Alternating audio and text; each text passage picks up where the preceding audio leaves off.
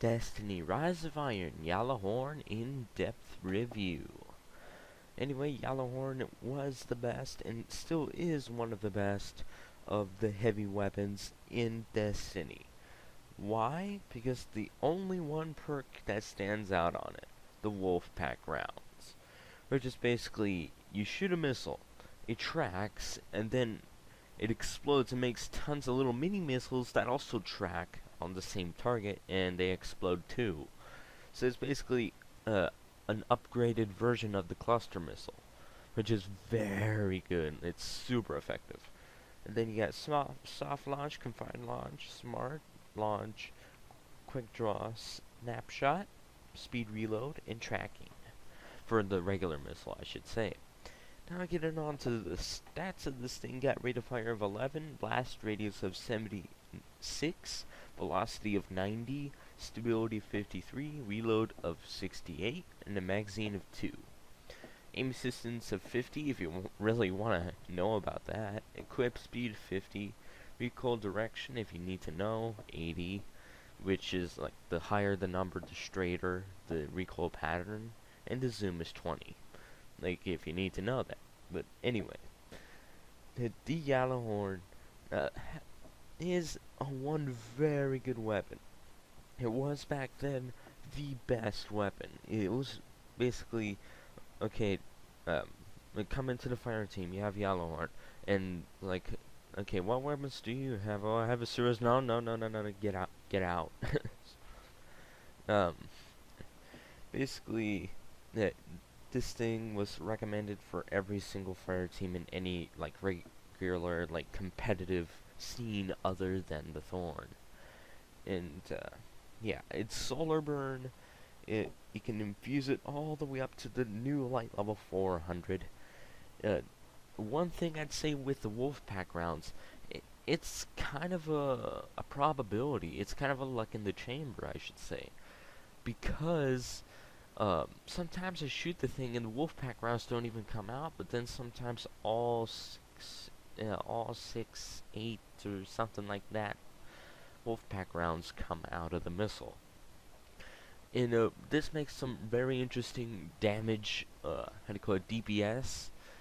Even though it can be like outnumbered by like some weapons, like say the Sleeper Simulant, it's still one of the high up there ones, especially if you're dealing with high mobility stuff, because you just shoot it, run away. Shoot it, run away. You don't have to like charge and hopefully don't kill yourself. And talking about killing yourself, it's pretty common to shoot a friendly that's point blank range, a bubble point blank range, and side of a building point blank range, which is gonna get you killed. But then this is also a very good missile launcher for farming exotics.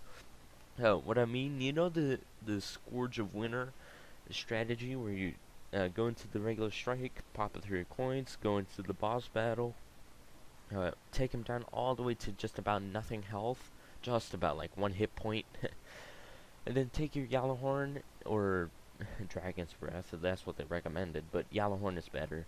Yeah, just shoot it at your feet while you're right next to the guy, and kaboom, you go kaboom, and the other guy goes kaboom, dropping an exotic, and you just keep repeating that, and you get tons of exotics. That's a little bit of a hint there to an exotic farm. Anyway, when you first get the Year 3 version, you have to go through a crazy quest line, which has 2 kinda hard missions.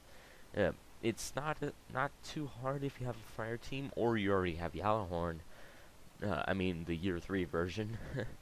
In talking about GJALLAHORN Year 3, if you pre-ordered Rise of Iron, you can get the Iron GJALLAHORN, which is like a separate weapon for some reason. But then also, it's the exact same as the GJALLAHORN. So not a really a big advantage. And also the light level when you do get it from the Postmaster when you first log into the game is at 3 light level, and you cannot equip it unless you have the regular GJALLAHORN in, or already did the quest, which is one huge helper in that, so it doesn't, like, you know, pay to win. Even though it's still kind of leaning that way. Anyway, as see here, the boss is getting melted by just a few Yellowhorn shots and tether, sniper rounds, and some team help. And I'd say that is pretty good for damage.